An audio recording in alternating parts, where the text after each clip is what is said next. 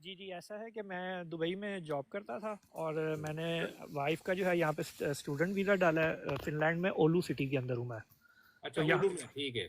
हाँ जी, ओलू में job opportunity यहाँ बिल्कुल ज़ीरो है। सही है। और दूसरा ये है कि मेरा सीन ये था कि मुझे जो है ना यहाँ पे जो मिगरी वाले हैं ना उन्होंने वीज़ा बहुत लेट दिया है। सही है। यानी क्लास स्टार्ट होनी थी सितंबर में, तो मुझे इन्होंने जो है ना जाके वीज़ा दिया है फरवरी में, तो मैं अप्रैल में पहुंचा हूँ, यानी कि जो कार्ड आने तक का टाइम लगता है ये वो सारा।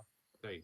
अप्रैल में आके मैं पहुंचा हूँ, तो अप्रैल में आके पहुंचा हूँ तो यूनिवर्सिटी बंद है। सही। हम लोगों के इन्होंने ऑनलाइन हमें कुछ ऑप्शन दी थी कि आप पढ़ लें, आपने 60 स्कोर करना है, लेकिन हम लोगों ने ना 24 किए हैं कि ऑनलाइन जो है ना वो पूरा हमें अलाउ नहीं था। सही। कुछ क्लासेस थी वो हम लोगों ने इधर आके ऑन कैंपस पढ़नी थी। सही। तो बहरहाल अभी यूनिवर्सिटी के साथ हमारी अभी वो फाइट चल रही है। अब सही। वो 20,000 यूरो मैंने पहले साल का दिया, लेकिन वो कोई फायदा नहीं हुआ मुझे। सही है। ठीक है, अब वो जो है ना सेकंड ईयर में अब हमने डेफरमेंट डाला है, तो डेफरमेंट कहते हैं कि जी आपने क्लास स्टार्ट कर दिया तो लिहाजा डेफरमेंट नहीं हो सकती। और अब आपने जो है ना 12,000 या दोबारा देना, या हम आपका स्कॉलरशिप भी अगर डालेंगे तो उसका डिसीजन देंगे। अब स्कॉलरशिप का डिसीजन भी चांस है कि 50% स्कॉलरशिप दें या 70 भी दें, तो भी जाके ना मुझे 4,000, 5,000 या 6,000 यूरो देना पड़ेगा। सही। अब मैं उसमें ये स्टेप हूँ कि मैं फैमिली के साथ ना कमा पा रहा हूँ यहाँ पे, और मैं अब जाऊँ तो जाऊँ कहाँ।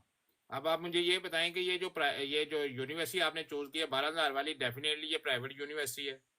जी, जी, ओलू यूनिवर्सिटी है और सब्जेक्ट जो है ना वो इंटरनेशनल बिजनेस मैनेजमेंट का है। वो यहाँ की सबसे हाईली पेड वो है। जी तो बिल्कुल। और हाँ, ये देखो, ये भी हम इसीलिए हम कहते हैं कि अगर दुबई से आने से पहले और ये 12,000 यूरो जो है आप पे करने से पहले, अगर आप हमसे कंसल्ट कर लेते ना, ये छोटी सी फीस पे करके, तो हम आपके ये 12,000 यूरो भी बचा देते। और आज आप जिस ज़हनी अज़ियत में है ना, हाँ, वहाँ पे हाँ, काम भी नहीं है, खर्चे भी हैं, और आगे से यूनिवर्सिटी भी नहीं है, और आपको अच्छे मुल्क में हम आपको लैंड करवाते। अगर आपकी बीवी ने स्टडी के लिए वो एलिजिबल थी तो वो जर्मनी में भी आके कर सकती थी। और यही बिल्कुल। 12,000 यूरो अगर आप हमसे बात करते, तो हम 12,000 यूरो आपका जो है वो ब्लॉक अकाउंट में रखवाते, जो आपके काम आता, और आपकी बीवी यहाँ पे फ्री पड़ती, और एक साल आपको पल्ले से कोई खर्चा ना करना पड़ता। बारह नहीं हजार वो, ये अब 12,000 आपने अभी तक लगा दिया होगा, चौबीस हाँ पच्चीस जी, हजार यूरो लगे आपका। हाँ जी, हाँ जी, तकरीबन, हाँ जी, आप ये और समझ अगर लें, बिल्कुल। और अगर यही आप हमसे बात करते तो 25,000 यूरो की बजाय 24,000 यूरो आपका ब्लॉक अकाउंट में पड़ा होता, जो आपका अकाउंट है, और आपकी बिल्कुल, स्टडी फ्री होती। और यहाँ पे इतनी अपॉर्चुनिटीज है जर्मनी में कि ये मलक साहब जो हैं, ये फिनलैंड में आके जर्मनी में काम ढूंढ रहे हैं।